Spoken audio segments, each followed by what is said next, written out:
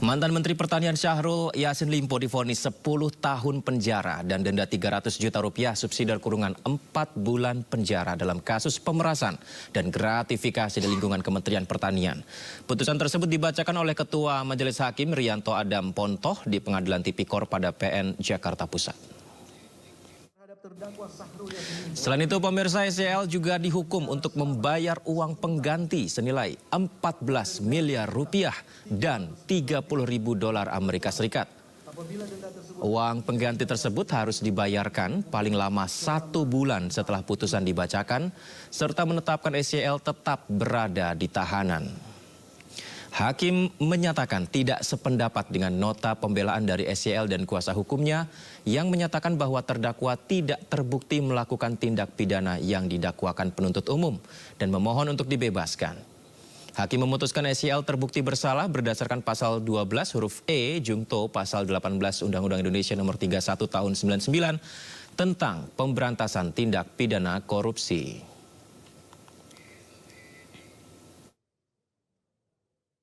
Untuk terdakwa Syahrul Yassin Limpo mengadili: 1. Menyatakan terdakwa Syahrul Yassin Limpo tersebut di atas telah terbukti secara sah dan meyakinkan menurut hukum bersalah melakukan tindak pidana korupsi secara bersama-sama dan berlanjut sebagaimana dakwaan alternatif pertama penuntut umum. 2. Menjatuhkan pidana terhadap terdakwa Syahrul Yassin Limpo oleh karena itu dengan pidana penjara selama 10 tahun dan denda sejumlah 300 juta rupiah dengan ketentuan apabila denda tersebut tidak dibayar diganti dengan pidana kurungan selama 4 bulan.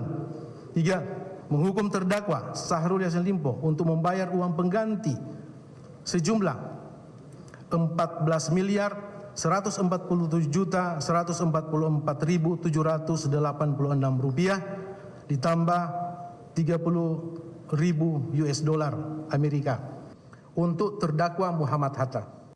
Mengadili: 1. Menyatakan terdakwa Muhammad Hatta tersebut di atas telah terbukti secara sah dan meyakinkan menurut hukum bersalah melakukan tindak pidana korupsi secara bersama-sama dan berlanjut sebagaimana dakwaan alternatif pertama penuntut umum.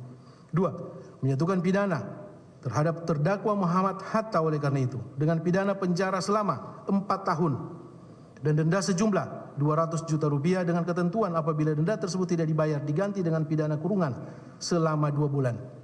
3. Menetapkan masa penangkapan dan penahanan yang telah dijalani oleh terdakwa dikurangkan seluruhnya dari pidana yang dijatuhkan. Menetapkan terdakwa tetap ditahan.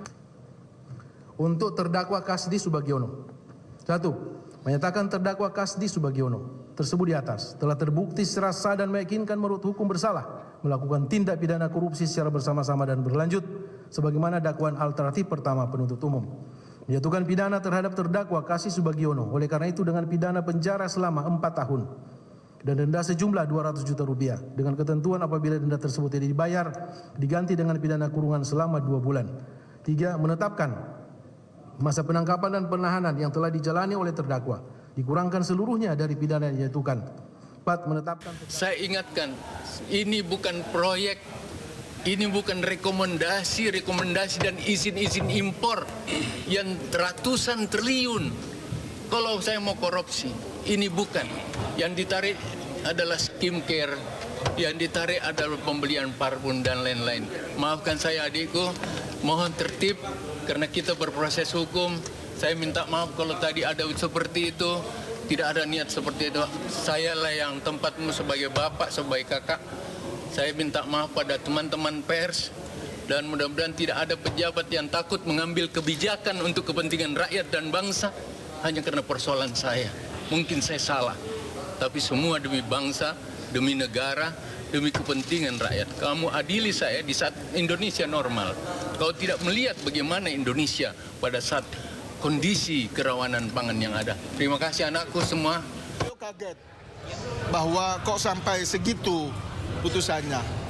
Tapi apapun, tadi beliau juga sudah sampaikan, beliau menghargai dan menghormati sungguh putusan itu.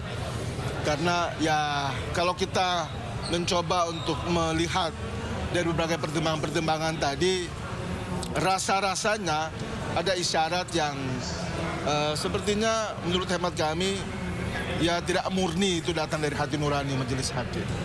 Tetapi tidak apa-apa. Itu tetap kita hadapi. Insya Allah masih ada proses lagi yang lebih lanjut. Dan mungkin kami akan memberi kejelasan lebih detail, lebih tegas lagi dalam proses-proses selanjutnya. Sehingga pada pertimbangan majelis hakim di tingkat yang lebih di atas, itu mungkin masih lebih baik, lebih rasional, dan menukik pada substansi dari fakta-fakta persidangan.